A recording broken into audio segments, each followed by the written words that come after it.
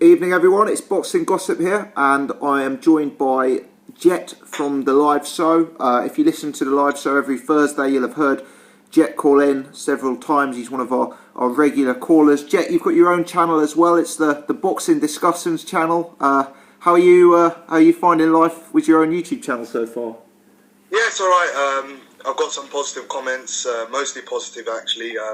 Some negative comments like switch up the lighting, but I think we've all got that. We're all recreational YouTubers out here, so we're just doing our thing. So it's all good. Of course, a big thanks to you. You always you've pushed me to do this, so it's always good to have someone supporting you. So yeah, thanks for that. No, absolutely, mate. It's been good to have some dialogue back and forth on the live show, and I'm pleased to see you doing your own thing. And to anyone watching this video who's one of my subscribers, give the Boxing Discussions channel a look. Hit the subscribe button over there, and let's build some momentum on that channel as well. Definitely. Busy times in boxing at the minute. What were your thoughts on the big fight of the weekend, mate? Frampton v Quigg. To be fair, I'm not surprised how it turned out. I did say it goes late, Frampton will win the fight, but I'm not actually sure.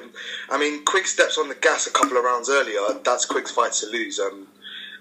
Frampton was hurt by the body shots. I done it in a video. I covered it yesterday, I think it was, and he didn't like it to the body. I think he could have been weight drained, not as bad as he was possibly against Gonzalez, but I think that was the Texas heat more than anything. But definitely, I think that's the toughest fight. Apart from Rigo, that's the toughest fight out there.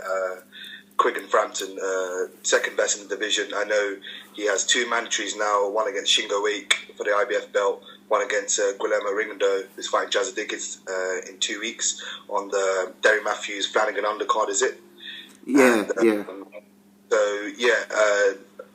Rigo's actually called out Santa Cruz today, if you haven't heard. He said he would move up in weight, and he said Kiko Martinez was too small for featherweight.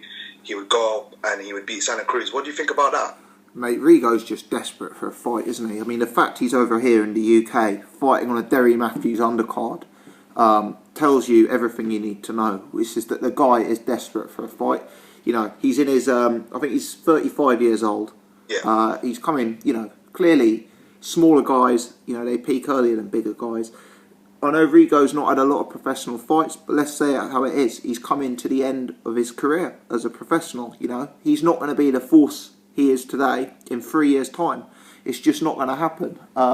So he's probably looking for big fights right here, right now. Santa Cruz is a very, very obvious fight for him. And clearly any of these fights, Quigg, Frampton, Santa Cruz, they're going to be the fights that he's after. Obviously we saw a lot of action in and around that weight class this weekend with Quigg, Frampton, Santa Cruz, all active. Out of the four of them, just out of interest, Quigg, Frampton, Rigondeaux, Santa Cruz, how do you, I know they're slightly different weight classes, but how would you rate them 1 to 4? That's tough. I'd say I'd go with Rigo first, of course.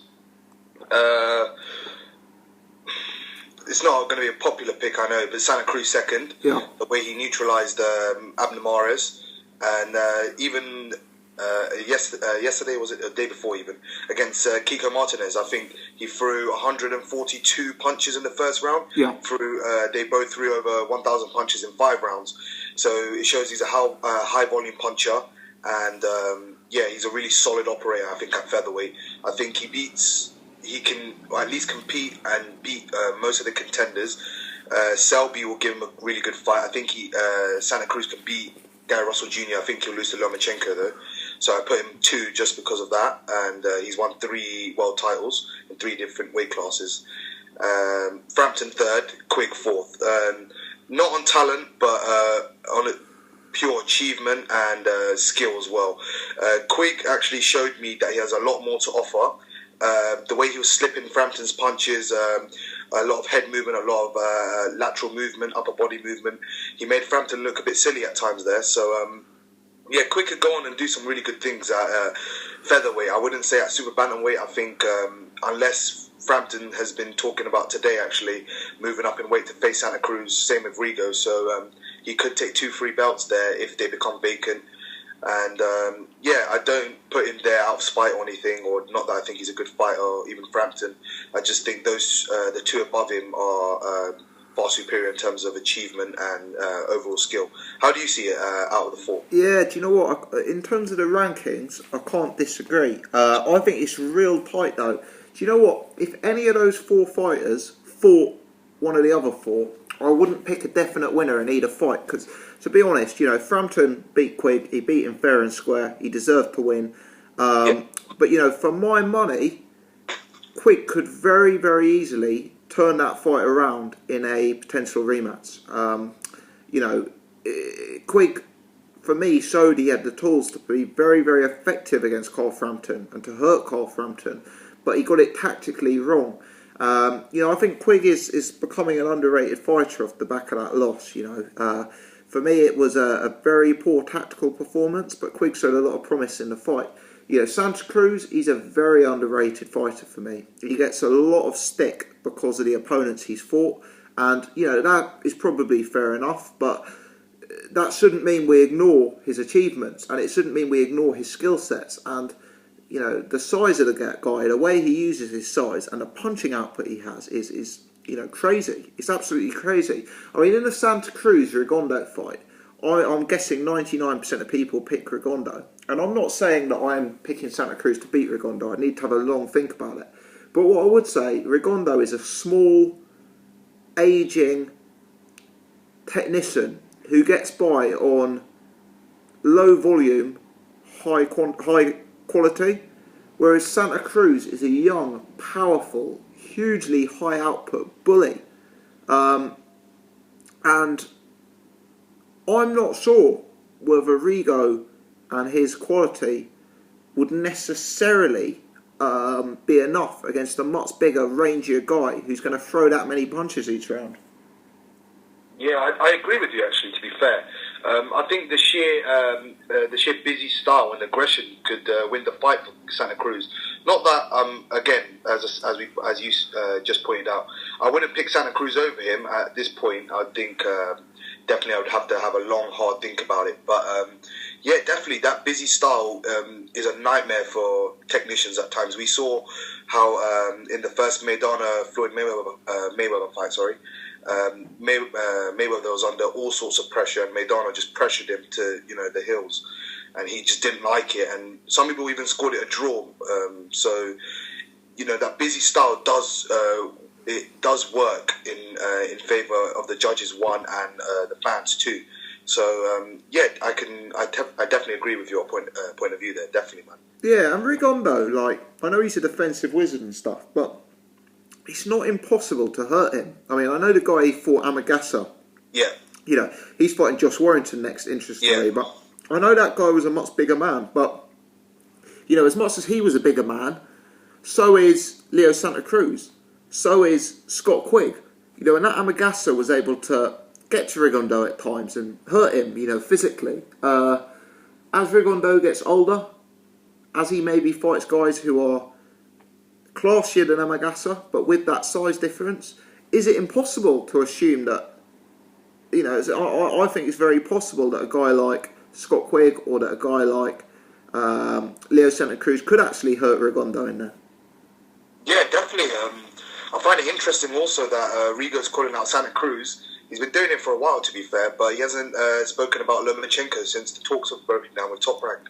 What do you think about that? Because Lomachenko and Bob Arum they're all in talks. Top Rank, obviously, because Nicholas Walters is also a Top Rank fighter. They're in talks for a fight in April. What do you think about that? And Rigo as well. What do you think between those Rigo and Lomachenko and a possible Lomachenko-Walters fight? What do you think?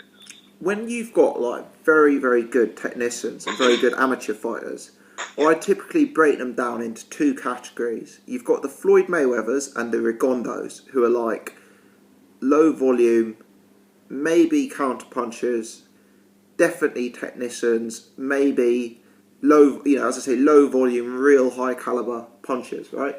And when I say punches, I mean in terms of picking the right punch, not in terms of power necessarily. The other category are the guys who are my favourite guys to watch. The guys like Billy Joe Saunders, who are slick, defensively minded technicians, but at the same time bring fast hands, bring rapid fire combinations, and bring high output aggression. And for me, this is why I prefer Lomachenko to Rigondeaux. Rigondeaux, he's a great fighter, he's a great technician, and I love pure boxing. But if I'm honest, even I struggle to stay entertained during some of his fights. Whereas for me, Lomachenko is so busy in the ring, he's doing so much so quickly. He is a real entertaining fighter in a similar sense to Billy Joe Saunders. I know they're very different weight classes, but I think there's some similarities there between the two. For me, Rigondeaux, I know he's been very good in the past. I need some convincing of him moving into mid-2016. He's been so inactive. The level of competition he's going to be fighting against Jazza Dickens hasn't been world level. I mean, if we look at his last fight, not pure world level, let's put it that way. He's an aging guy. He's had a long amateur career. When you combine age with inactivity, with lower caliber opposition, it becomes quite nervous for me. And a guy like Lomachenko, I'd probably edge to. As for Lomachenko versus Nicholas Walters, again, I am of the belief, and Walters is a decent fighter, but for me, he is someone who can be outboxed. He is I'm not saying he lacks versatility, but Lomachenko versus Walters could become a similar fight to Frampton versus Quigg. With Walters wanting to come forward, wanting to press the pace, wanting to throw the heavy shots, and Lomachenko really just having the pure boxing capability to outfox him. And as they say, a good boxer probably beats a good puncher. And I know Walters is more than that, but Lomachenko really is elite. Yeah, I totally agree. Do you think Lomachenko beats everyone at 126 and 130? Because there are obviously the elite fighters at 126, Gary Russell Jr., Lee Selby, Santa Cruz, and at 130 they have, I'm not sure if you're familiar with them, but Takashi Uchiyama, Takashi Miura just lost his WBC title to Francisco Vargas. No, he's obviously lost his Salido in his third fight, and Rocky Martinez is also there. So do you think he beats everyone at 126 and 130, or do you think that he could potentially lose to one of them? What weight does, in terms of pounds, what does Lomachenko usually campaign at? 126 featherweight is. It's 126, is it? Yeah. And what's Selby? Is Selby like 130? Selby's a featherweight. He's IBF featherweight champion. He just he beat Montiel in his last fight, and he beat Gradovic for the title. So is that 130? Is it? No, that's 126. So they fight at the same club. They're the same level, yeah. I mean, Lomachenko versus Selby would be a fascinating matchup for me. Selby on his day looks unbeatable for my money. Yeah. He looks world class. I'd certainly love to see that fight. As for the 130-pound mix, I'm not as well versed on that division as you are. Typically, unless there's certain fighters to get behind and get interested in, I don't tend to watch those guys so much. I'm not too strong on the Far East scene as well, so I couldn't really comment about Lomachenko against those guys. What I would say, there isn't really a fighter out there right now that I would confidently pick to beat Lomachenko. Okay, I totally agree actually. Uchiyama is a big banger from Japan. He's supposed to be facing Fortuna because the WBA are trying to put their belts together. So that's one. And Miura is another Japanese banger as well. He lost to Francisco Vargas. Francisco Vargas is Mexican, who's slated to face Orlando Salido next. So that will be a really good fight actually. And Rocky Martinez is the Puerto Rican who lost to Ricky Burns when he came over to Scotland, and he lost his unbeaten record. So if you might remember that fight, that fight. But those are the top fighters at the division. But there are some other solid fighters you might hear here and there. But really good division 130. but I think Lomachenko beats him all, in my opinion. Yeah, that's just my opinion. Yeah, I'm yet to see someone to beat him, but it's let's hope some of these matchups get made. I'm just going to stop the recording there, okay? Yeah.